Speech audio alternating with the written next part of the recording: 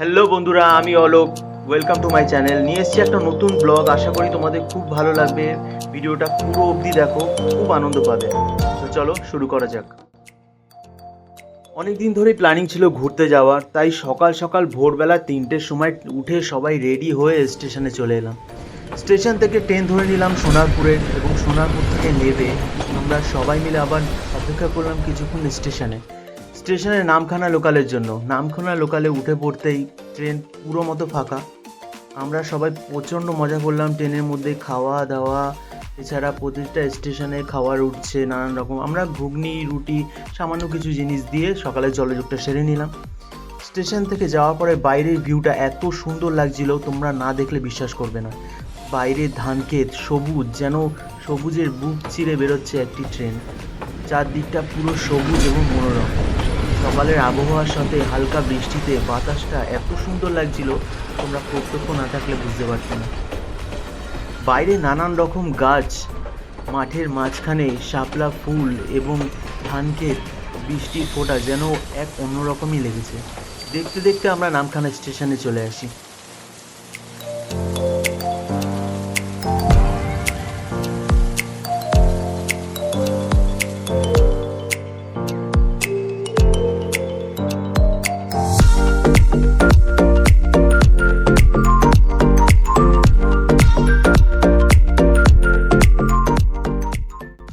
Station থেকে বেরিয়ে আমরা অটো ধরে নিলাম। আপনারা স্টেশন থেকে বেরিয়েই দেখবেন অনেক টোটো দাঁড়িয়ে আছে। আপনাদের একটাই কথা বলবো, ওই টোটোগুলোতে না ওঠার জন্য, কারণ ওই টোটোগুলোতে উঠলে আপনাদের অনেকটাই টাকা নষ্ট হবে। আমরা ওখান থেকে বেরিয়ে কিছুটা পায়ে হেঁটে এসে ওখান থেকে বাস এবং অটো দুটোই যায়, এবং টোটোও যায়। আপনি ওখান দিয়ে ধরতে পারেন। অটো ভাড়া 40 টাকা, বাস ভাড়া 30 টাকা এবং টোটো ভাড়া 40 টাকা।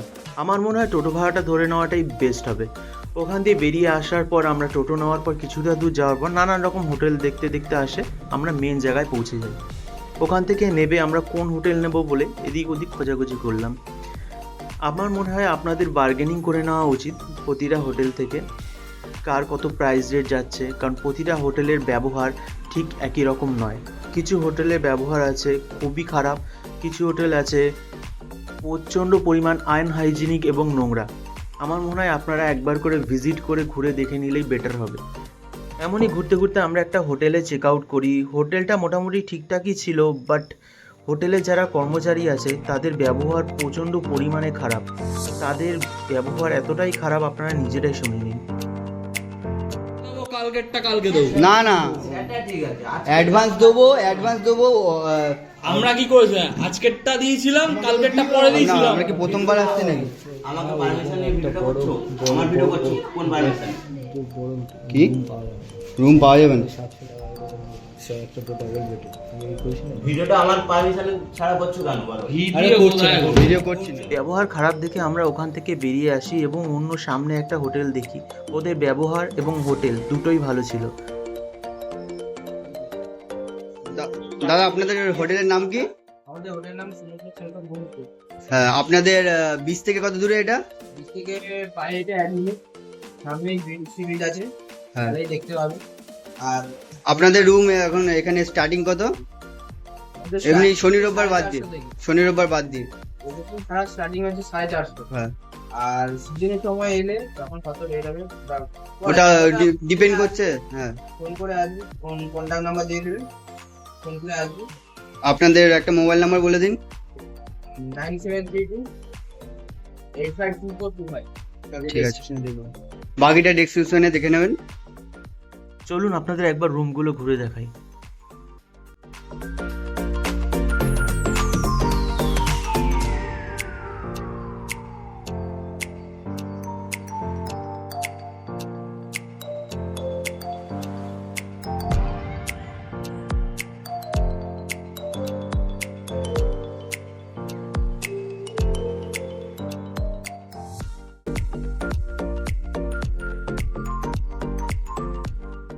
হোটেলটা এবং আমরা রুম দুটোই ঠিকঠাক দেখে নিয়ে এবার পালা সমুদ্র সৈকতে যাওয়ার। সমুদ্রের সামনে এসে সমুদ্রের আওয়াজ এবং হাওয়া দুটোই এতই মনোরম, মন মুগ্ধ করে দেয়। আপনাদের বলবো আপনারা সকালবেলা উঠে যদি একবার আসতে পারেন এই সমুদ্র সৈকতে, আপনাদের দারুণ লাগবে। লাল কাঁকড়া, মাঝিরা মাছ ধরছে, এত সমুদ্রের মাছ এবং নানান রকম লোকেদের সাথে কথাবার্তা, আপনার মন ছুঁয়ে যাবে। সমুদ্র থেকে অল্প ঘুরে এসে আমরা হোটেলে চলে আসি। হোটেলে এসে টিফিন সেরে নিই এবং সমুদ্রে স্নান করতে চলে যাই। সেই অনুভূতিটা বলে বোঝাবার মতো নয়।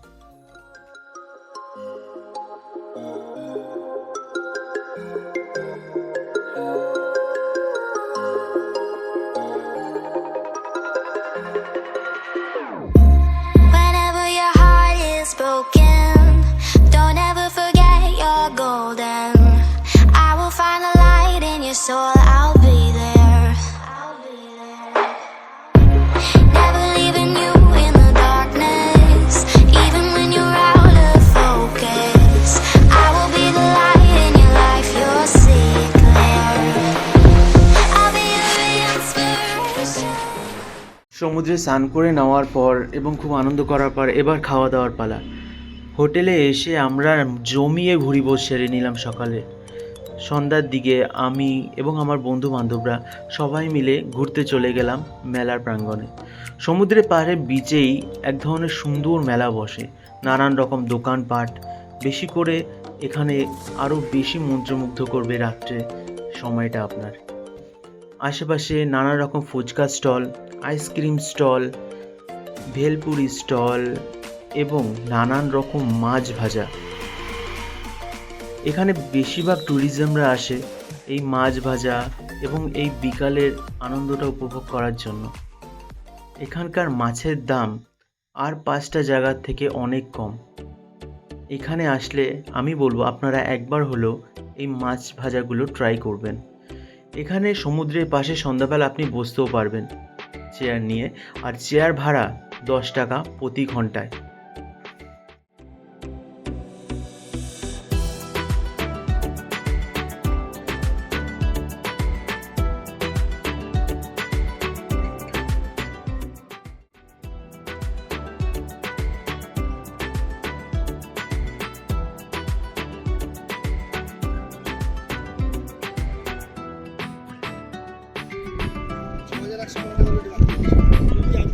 নুই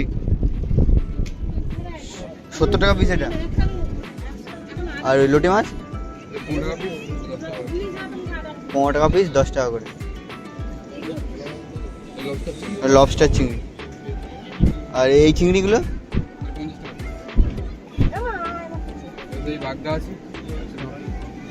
100 টাকা প্লেট।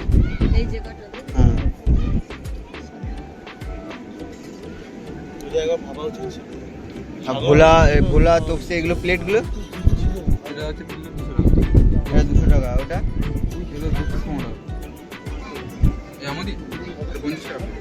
50 টাকা প্লেট। দেখো এখান থেকে আমরা মাছ ভাজা কিনেছিলাম, লোটে মাছ 6 পিস 50 টাকা। আমি বলবো আপনারা আসলে এখানে মাছ ভাজা, মাছ দেখে দাম দর করে তারপর কিনবেন। নানান দোকানে নানান রকম প্রাইস। কিন্তু আমরা হোটেলে চলে আসি, ওখান থেকে সোজা এসে হোটেলে কিছু খাওয়ার আমরা পার্সেল করে নিই এবং বাড়ি ফিরে যাই। সকালবেলা ঘুম থেকে উঠেই আমরা চলে আসি আগে সমুদ্র সৈকতে। এখানে এসে কাঁকড়া, লাল কাঁকড়া, ছোটোখাটো কাঁকড়াগুলোকে আমরা ধরি, খুব মজা করি এখানে ছোটোখাটো কাঁকড়া ধরে। তেমনই একটা কাঁকড়া ধরে আমি বন্ধুদের কাছে নিয়ে যাচ্ছিলাম যে কাঁকড়াটা দেখানোর জন্য। ওরা সবাই ছুটে আসে কাঁকড়াটা দেখার জন্য। আমরা সবাই মিলে হড়িমড়ি করে এখান থেকে কাঁকড়াগুলো বের করি খুঁচিয়ে খুঁচিয়ে। বাট এখানে তো কোনো কাঁকড়াই ধরা যাচ্ছিল না, কারণ এখানে যতই কাঁকড়া ধরতে যাই সেগুলো গর্তের মধ্যে চলে যায়। আপনারা যদি ধরতে পারেন দেখবেন যে কাঁকড়াগুলো এত সুন্দর, এত কিউট, বাট খুব সাবধান, কাঁকড়াগুলো কিন্তু কামড়ে দিতে পারে। অনেক ছোটাছুটির পরও আমরা কোনো কাঁকড়া ধরতে পারলাম না, অহেতুক ব্যর্থ প্রচেষ্টা। সামনে একটা ইন্ডিয়ান নেভি ক্রুজ গার্ডের আমরা বোট দেখতে পাই। I'll be your inspiration, 'cause I know that you'll do just what you're told. I'll be your heart and temptation, 'cause I know that you'll make it on your own.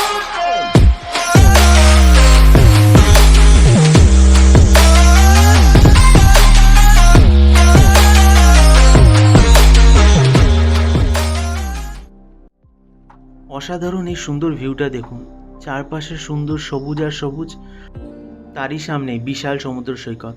আচমকা বৃষ্টি চলে আসে এবং আমরা আশ্রয় নিই একটি গাছের পাশে। বৃষ্টির জল কিছুটা হলেও আটকানো গেল।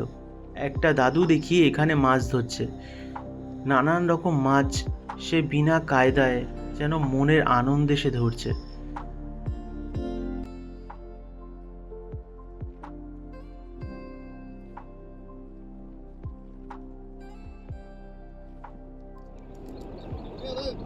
দাঁড়া।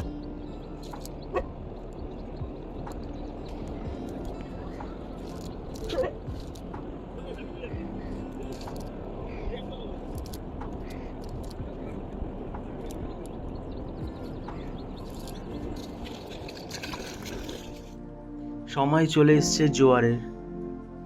অজস্র জলরাশি যেন একবারে সব সমুদ্রের মধ্যে নেমে আসছে। জোয়ার টাইমে জল অনেকটাই কাছে চলে আসে এবং অন্যান্য টাইমে জলটা অনেকটাই সরে যায়। আপনাদের বলবো সকালে আসতে, যাতে এই জোয়ার এবং মাছ ধরা এই সকালের পরিবেশটা আনন্দ নিতে পারেন। সকাল 8টা নাগাদ জোয়ার পুরো সামনাসামনি চলে আসে। আপনারা চেষ্টা করবেন কিছু আগে যাওয়ার।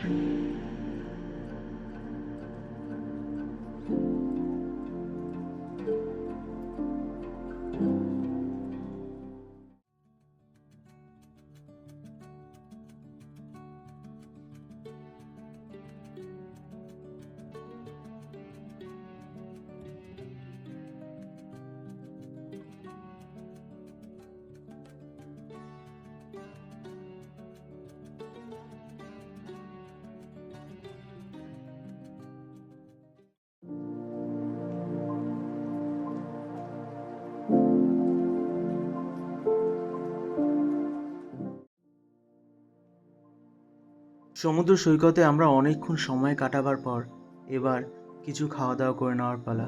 আমরা চলে এসেছিলাম সেই হোটেলটায়, যেই হোটেলটায় আগের দিন রাত্রে আসি। হোটেলটার রান্না খুবই সুন্দর, আপনারা একবার হলেও চেক আউট করতে পারেন।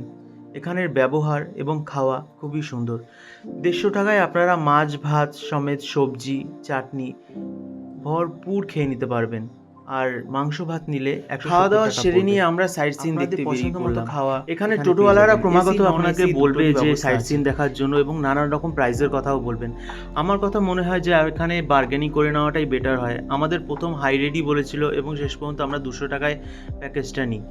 এখানে 4টে স্পট ঘুরতে পারবেন: Fraserganj, Henry island, Kargil sea beach এবং ইকো পার্ক।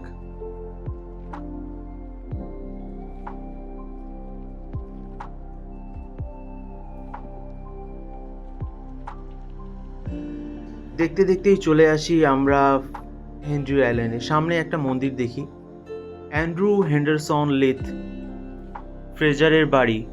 এনার নাম থেকেই এখানে হয় ফ্রেজারগঞ্জ হেনরি আইল্যান্ড। আশপাশে দেখার মতো কিছু নেই। সাহেবের সেই ভাঙা পরিত্যক্ত বাড়িটা এখন প্রায় শেষের পথে, ধ্বংসাবশেষ কিছু পড়ে আছে। গাছপালা গজিয়ে উঠেছে চারদিক থেকে, যেন গাছপালা এই বাড়িটাকে ঘিরে রেখেছে। আমরা বাড়ির ভিতরে গিয়ে অনেকটাই ঘুরে দেখলাম। বাড়িটির নামে অনেক গল্প আছে। বাড়িটি নাকি হন্টেড, এখানে নাকি অনেকেই তার প্রমাণ পেয়েছে। সাহেবকে নাকি বাড়ির আশেপাশে দেখতে পাওয়া যায়। এখানে ঘুরে আমরা চলে আসি ডাইরেক্ট ফ্রেজারগঞ্জে। ফ্রেজারগঞ্জে আসার পর এখানে আমরা দেখতে পাই নানান রকম মাছ, নানান রকম প্রাইসে, লোটে মাছ নানান রকম প্রাইসে বলছে। কত বলছে এটা? এটা কি বলা হয় ফ্রেজারগড় পেনি ফিশ মার্কেট। এখানে নানান রকম ট্রলি করে মাছ নিয়ে আসে মাছুয়ারিরা। এখান থেকে মাছ এরমভাবেই বাছাই হয়, যেমনভাবে আপনারা দেখতে পাচ্ছেন। নানান রকম মাছের নানান রকম প্রাইস ট্যাগ লাগানো হয় এবং সাপ্লাই হয় পুরো বাংলায়। সকালের দিকে আসলে আপনারা বড় মাছ পেয়ে যাবেন অনেক কম প্রাইসে, এবং যদি বিকালবেলা আসেন এরকম ছোট ছোট মাছই পাবেন।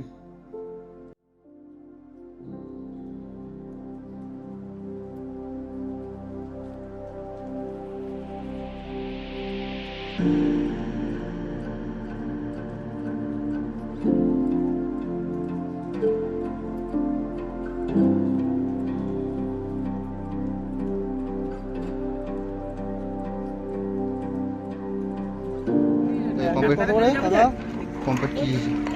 কি হিসাবে বিক্রি করে টাকা দেয়? ওর নাকি মাছ পছন্দ হয়।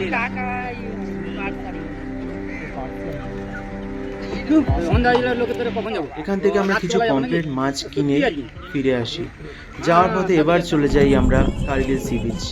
কার্গিল সি বিচ এখান থেকে আপনি দেখতে পারবেন 3টি স্থান, এক জম্বু দ্বীপ, মৌসুমী আইল্যান্ড এবং সুন্দরবনের কিছু আংশিক অংশ। এখানে এসছি আমি। শান্তি খুঁজতে আসা পর্যটকদের জন্য এটা একটি সুন্দর স্থান। এখানে এসছি। বিকালের সানসেট এখানে যেন একটা সোনালি আভা চারদিকে ছড়িয়ে দিয়ে যায় আর রেখে যায় হাজারো স্মৃতি।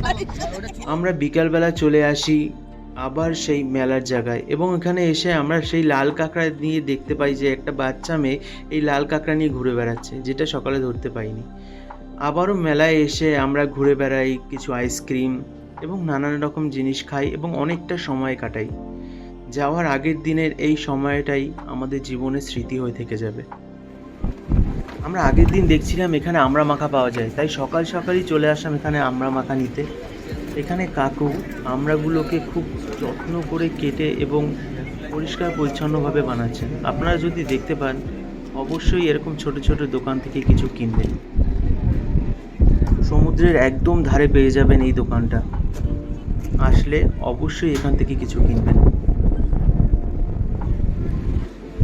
আমরা মাখা নিয়ে আমাদের হোটেল ফেরার সময় পথেই পেয়ে গেলাম একটা ওয়াইন শপ। এখানে একটা সরকারি ওয়াইন শপ আছে, এখানে সকাল 11টা থেকে খোলে এই ওয়াইন শপটা। ভিতরটা খুব সাজানো গোছানো এবং বসার জন্য জায়গা আছে। আপনারা আসলে এখান থেকে ওয়াইন কিনতে পারবেন এবং আশপাশটা খুব সুন্দর, একবার চেক আউট করে নেবেন। এখান থেকে আমরা ওয়াইন কালেক্ট করে হোটেলে চলে গেলাম এবং হোটেলে গিয়ে একটু মজা করে নিলাম।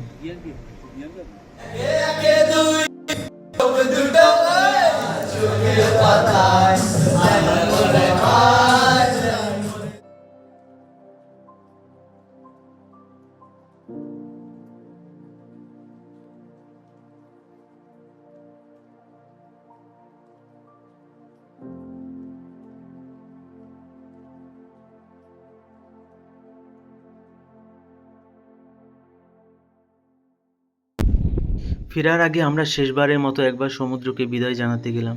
এখানে গিয়ে আমরা অনেক ধরনের ফটোশ্যুট করলাম, স্মৃতি হয়ে রইল এই ফটোগুলোই। অনেক হাসি, অনেক আনন্দ, অনেক ঝগড়া, অনেক খুনসুটি, সব কিছুই সাক্ষী রেখে গেলাম এই সমুদ্রে। তোমাদের সবার সাথে কাটানো এই সময়গুলো স্মরণীয় হয়ে থাকবে। অনেক হইচই, অনেক ঘোরাঘুরি, এবার শেষ, এবার বাড়ি ফেরার পালা। অনেক আনন্দ, অনেক মজার পর এই সুন্দর মুহূর্তগুলো স্মৃতির খাতায় একটি অধ্যায় হয়ে লেখা রইল। আবার দেখা হবে বন্ধুরা নতুন কোনো জায়গায়, নতুন কোনো মুহূর্ত নিয়ে। আমাদের এই কাটানো স্মৃতিগুলো তোমাদের সাথে ভাগ করে নিলাম। কেমন লাগছে অবশ্যই জানাবে। যদি ভালো লাগে লাইক করবে, সাবস্ক্রাইব করবে এবং কমেন্টে জানাবে কেমন লাগছে। দেখা হবে নতুন জায়গায়, নতুন গন্তব্যস্থলে। ততক্ষণ পর্যন্ত বাই।